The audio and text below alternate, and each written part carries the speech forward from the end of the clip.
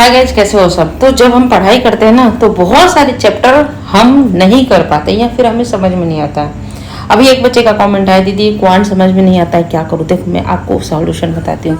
सबसे पहले मैं एक बुक ले लेती हूँ यहाँ पे क्वांट की, है ना।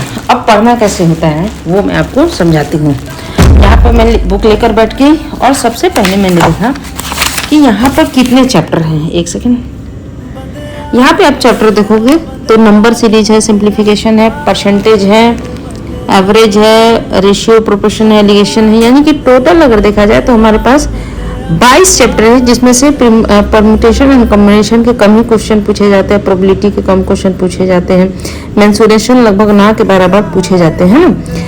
तो लगभग हम मान के चले कि 20 हमारे चैप्टर हैं। कभी कभी क्या होता है कि सिंपल इंटरेस्ट हमें समझ में नहीं आता है तो छोड़ देते हैं, कंपाउंड इंटरेस्ट समझ में नहीं आता है तो हम सोचते हैं कि छोड़ दो, बाद में पढ़ाई करेंगे। लेकिन बहुत बार एग्जाम में होता है कि जो चैप्टर हम छोड़ कर जाते हैं वही चैप्टर से मैक्सिमम क्वेश्चन डीआई में लगाकर पूछ लिए जाते हैं। अब पढ़ना कैसे, देखो। अब देखो हमारे पास 20 चैप्टर हैं। अब मैं क्या करती थी, जैसे यहाँ पे मुझे टाइम एंड वर्क समझ में नहीं आया तो मैं कभी भी उस चैप्टर को छोड़कर जाती ही नहीं थी। मेरे साथ ये दिक्कत था कि कोई भी चैप्टर, कोई भी क्वेश्चन मुझे एक बार में समझ में आता नहीं था, और आ गया तो अगले दिन मैं भूल जाती थी कि मैंने पिछले दिन पढ़ा क्या। वो मेरी मेमोरी लॉस, मेमोरी की थोड़ी सी मेरी दिक्कत है। मैं भूल जाती हूँ चीज़ों को, बार बार भूल जाती हूँ।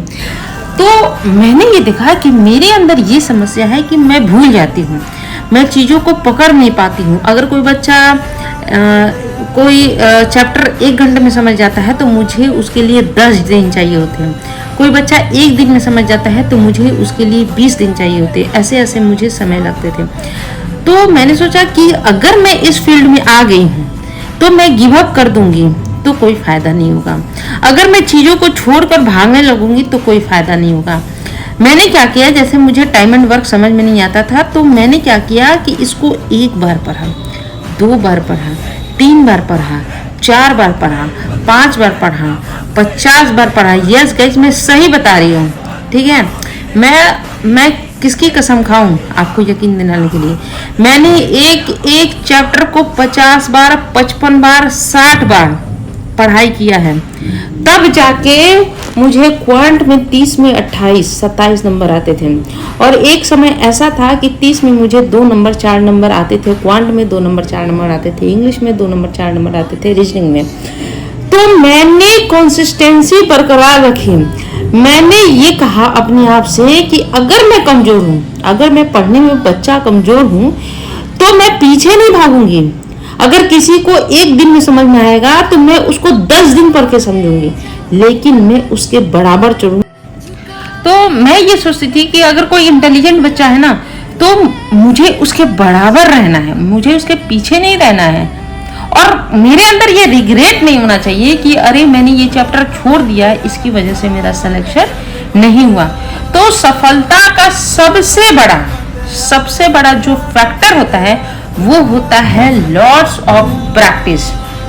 अगर तुम्हें कोई चैप्टर नहीं समझ में आ रहा है तो तुम्हारा पहला कर्तव्य ये बनता है कि उसी चैप्टर को तुम्हें समझना है और उसको आप अपना बनाना है, आत्मसात कर लेना है। कि अगर तुम्हें नींद में भी कोई उठा के उस चैप्टर के बारे में पूछे ना तो तुम करेक्ट आंसर दो, क्योंकि भागने से कोई फायदा नहीं है। अगर आज तुम भाग रहे हो, कल तुम फेल होगे, परसों तुम्हें वो चीज़ दोबारा करना होगा, है ना। अगर आप लोग एग्जाम देते होगे तो ये बात से रिलेट कर पा रहे होगे कि तुम्हें कभी ना कभी उस चैप्टर को टच करना है।